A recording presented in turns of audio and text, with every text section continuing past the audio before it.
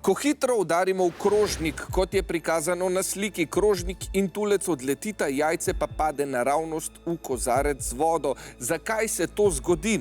A, ker na jajce deluje sila vztrajnosti, B, ker tulec potisne jajce navzdol, C, ker je jajce težje od krožnika ali D, ker jajce sledi gibanju krožnika.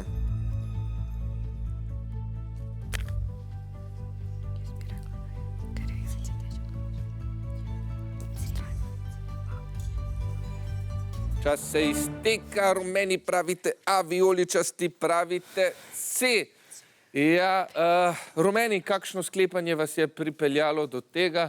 Ja, šli smo na izločanje. Šli ste spet na izločanje, torej strategija, katere se držite. V prvem poskusu se vam je obrestovalo, kaj pa v drugem? Newtonovi zakoni gibanja nam pomagajo razumeti, kako se predmeti gibljajo in zakaj. Za ta poskus potrebujem kozarec z vodo, na katerega postavim krožnik in tulec, nanj pa jajce. Zdaj bom z roko hitro udaril ob stran krožnika, tako da ga bom izmaknil. Poglejmo, kaj se zgodi. Opala!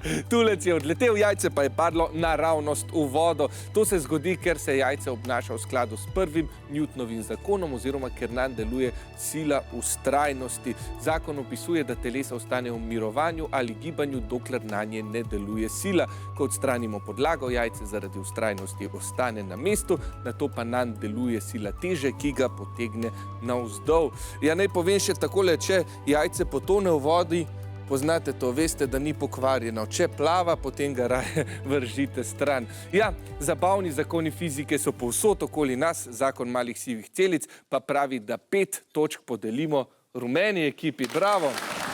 Pravilno.